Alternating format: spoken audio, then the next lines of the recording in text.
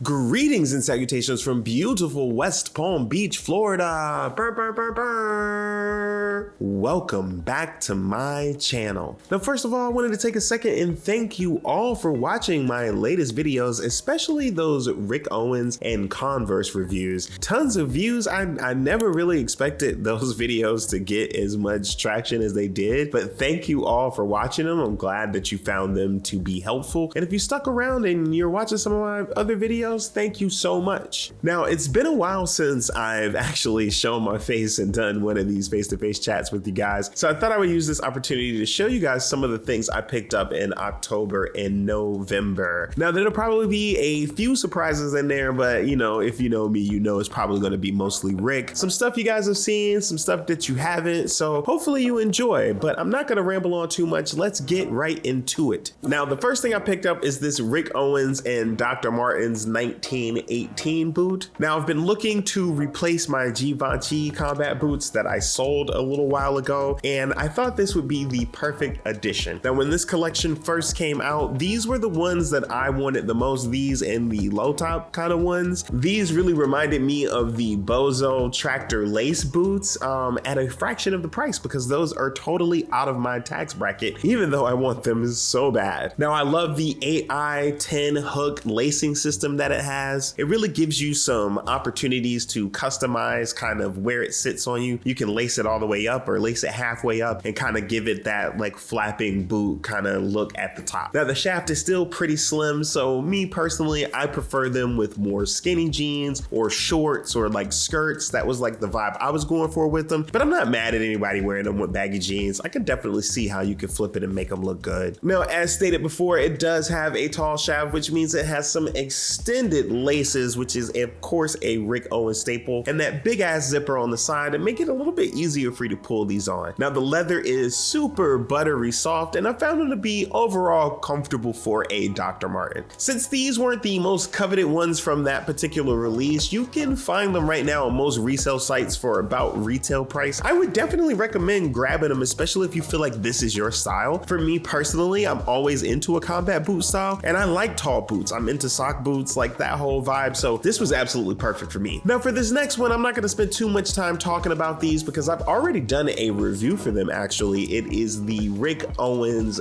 Geth Runner Jumbo in this black and milk colorway. Now, just to give you the quick rundown, really been chasing some Geth runners for a while. Kind of one of my favorite Rick silhouettes. I think they look really, really dope with their runner, kind of classic 90s runner look, but then at the same time on that thick platform sole. I did not really dig the Jumbo, but I got them at an incredible price, and getting them in and kind of touching and feeling them is honestly not that bad. Now, if you want to hear some of my more expanded thoughts, you can definitely click on the card, which is going to be on one of these sides. I never really know where it is, but it's going to be up here somewhere. Click on that. You can watch the full review. Now, next up is this Martine Rose and Nike Shox MR4, which is something that I think could be shoe of the year, or just this design. I think maybe the design came out last year, whatever. I think these are super fly, but I love the design on these shoes. And let me tell you, I don't normally talk about the exact price I pay for things because, you know, keeping it real with you, cheap or affordable is relative for most people. And, you know, because of the things that I like, I have an inflated kind of view of what's cheap, but we can all agree that $84 is cheap. And that's what I paid for these. I got them from my local Nike outlet when they happened to be running a 40% off sale on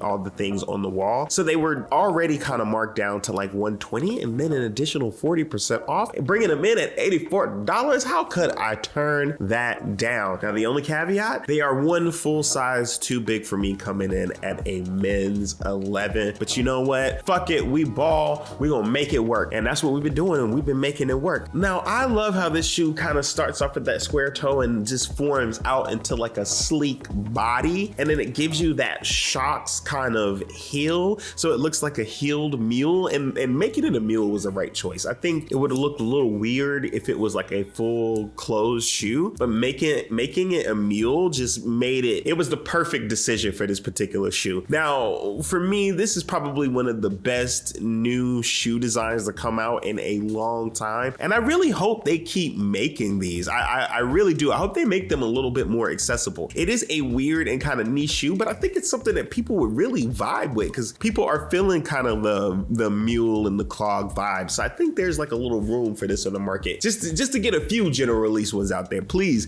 give me a black one, okay? That's basically what I'm saying. Give me a black one I can get without taking hella L's. Now, next up is something you might not expect from me because I have been dodging the Adidas Samba trend like the fucking plague. I just, you know, I think the Samba is a cool shoe, but I just wasn't really trying to catch the wave that everybody else was doing it. But they finally got me. They finally got me with this Adidas and Grace Wells Bonner collab. Now, no, I did not get the really cool ones. I got the more recent release, specifically this burgundy nylon, burgundy suede pair with these little bit of cream hits on it. And the reason why I chose to get this one is because I've really kind of been in the baggy jeans lately, and none of my Rick shoes are really connecting with them the way that I need them to. But I felt like maybe a more flat, kind of angular silhouette would hit just right. And gosh darn it, if these don't fit the trick. So I ended up picking these up, getting a little, you know, being a little late on the train to pick these up. So I missed out on the black pony hair one, but I can't say that I'm mad that I ended up with the burgundy ones because I think they just look really incredible with blue jeans. Now, of course, the degree of difficulty for color matching is going to be a little bit harder with these, but for me, I keep things monochromatic and just kind of do color kind of complementary type deals.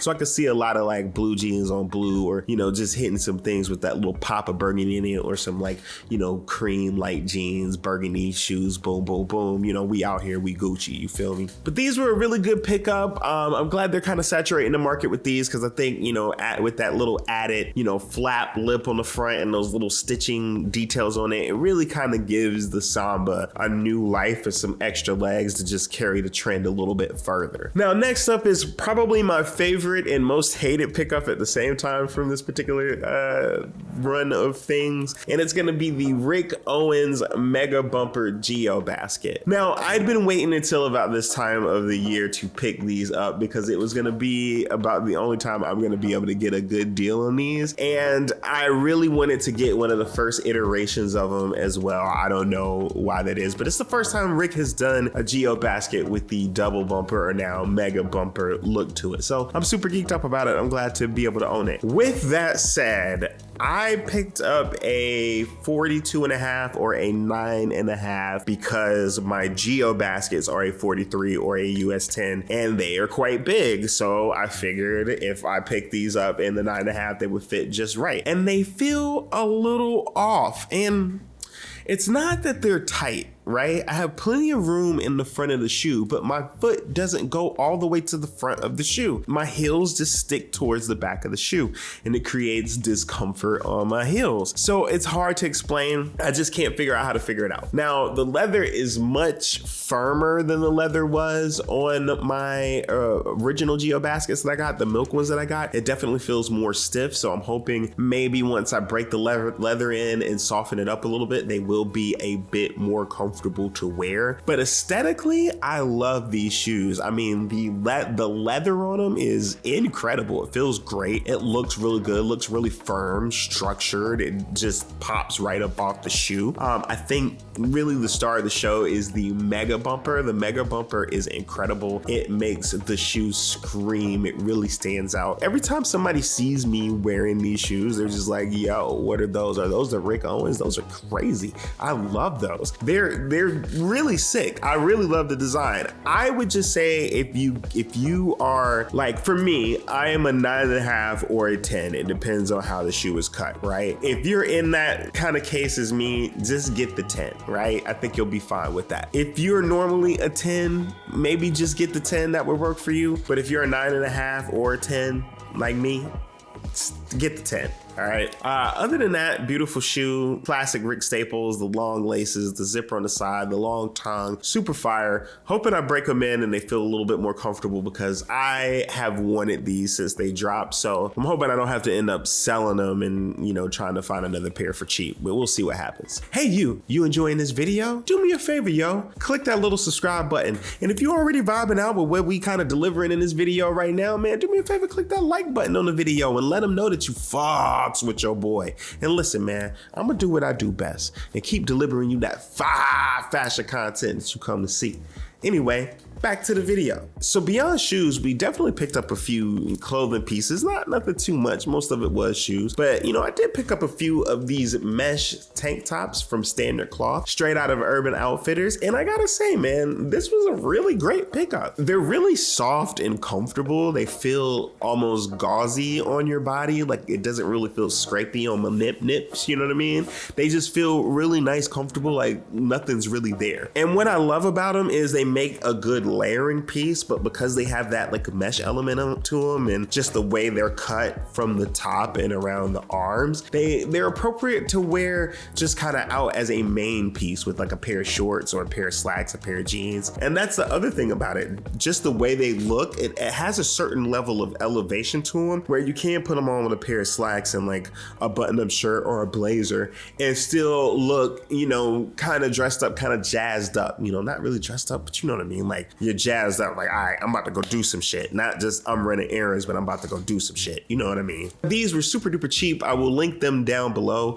There is also a black version that comes in and out of stock from time to time. I wish I could get my hands on these, but I bought 4 of them because I just was like, yo, this will make the perfect addition to my wardrobe. And I'm kind of glad that it did because I've been wearing them a lot. Now, the next thing I picked up was another thing I had my eye on for a little while at my local Geth, and that's this Jill Sander heavyweight jersey cotton tee. I'd been wanting this thing forever, but it was quite expensive for a t-shirt. I'm not even gonna lie. Now, there's a few things that I liked about it. Number one, I love a heavyweight cotton t-shirt, especially one that's very structured, and you can kind of see the shirt has a lot of structure in the body. I love the kind of drop shoulder that it has there. You see how the seam just kind of comes in a little bit lower in the shoulder. So I think it just kind of elongates it a little bit. And I think the cut is fine. I would prefer for it to be a little bit shorter, which is the way that I've kind of been going with my look, but this is not bad. I don't hate it too much. Now, the main thing that really jumps out at me though is the very simple typeface logo on the front. Now, in a very general sense, I don't like logos on my clothes. Now, for the most part, I wear pretty plain logoless clothing. That's just how I like to get down. But there was something about this particular logo that just stood out to me. It was very simple. It felt kind of classy, classic in a lot of different ways. And I just was super vibing with it. So I had to hop down on it when they put it on super sale. And I have absolutely no regrets about it. Oh my God, it fits so good. Now, I picked up what would equate to an extra large, and I feel like it is the right size, especially for me because I like things a little bit more oversized. Now, I'll put a link down in the description for any of the ones of this particular shirt that I could find, if I could find it. But I definitely think it's worth a pick up if you like a nice, firm, structured shirt and you want something that's like a little bit of a flex, but like not too gaudy. Now, in searching for some nice waxed Rick Owens jeans, I actually ended up stumbling upon these Levi's 501 1954, and I'm kind of geeked about them. Now, what really makes them jump out for me is that they are a black waxed straight leg jean, which I think is the hardest thing to find. It seems like they always do the wax jeans in the skinny fit or the flare fit, but it's hard to find them in just a straight up straight leg, and these are exactly that. Now, these are not like the 501 93 that's been really popular lately. These do feel a little bit slimmer through the legs. They also feel kind of slim in the waistband. Now, they don't have a taper at the bottom, so don't worry about them being skinny, but I would recommend going a size up for the waist. I am normally a 33 in most Levi's stretch or non-stretch, and in these I got the 34 just reading the kind of comments at the bottom, and I would definitely say that was the right choice. If not like a little snug, I just think the 36 would be too big. Now, I'm expecting them to soften up and get a little bit more comfortable with wear, and of course, because they're waxed, the chances of me washing them are slim to none. I'm probably never going to wash them, so they will break in and kind of conform to my body. But if you do go with them, definitely size up for sure. Either way, they're beautiful. I really like the cut. I love having a straight leg jean that has that wax coating, which I've been absolutely obsessed with for the last like 2 years. So it's nice to have one in a clean, kind of relaxed straight leg jean. Now, the last thing that I picked up, and definitely not least, is from Ksubi. And full disclosure, I do work for Ksubi, so I get various incentives and discounts, and that was pretty much the same as it comes to this anti-K punk blue shred. Now, these are the type of jeans that I bought those those Wells Bonner Sambas for. Just a nice baggy jean, has a little taper like right at the hemline, and are absolutely shredded to perfection. And it's a jean Ksubi actually have been like using in marketing sneakily for the last few months, and I'd have been waiting to come out forever. I'd been dying for these jeans to come out, and I'm glad that I got them because they fit so good. I don't typically love the anti-K fit. I usually find that, I don't know, something about it just doesn't really connect with me, but maybe because this one was shredded, it just felt a little bit better. Now the anti-K is typically a little bit slimmer up top in the waistband, kind of fits at the hips, and then falls kind of loose baggy down at the bottom. But like I said, a little bit of a taper right at that hemline, that hemband right at the bottom. And these follow that pretty closely, but I don't feel like the waistband is quite as tight. It's just a really good fitting jean, and I think the rips look incredible on. As you can see, they got the rips in the front and on the back, like right by the knee. I mean, it's just executed very, very well. I would definitely recommend picking up a pair of these because they're super dope. Well, there you have it. That's all my pickups, man. Let me know down there in the comments what you thought of some of the stuff that I picked up. Anything you vibing with? What you waiting for Santa Claus to bring you for Christmas? What kind of Rico and shit you trying to get? Tell me about your most coveted items down there in the comments. Let's keep the conversation going, man. Tell me what you vibing with. Tell me what you looking for. Anyway, if you like this video, you'll probably like one of the 2 videos on the screen right now. And until next time,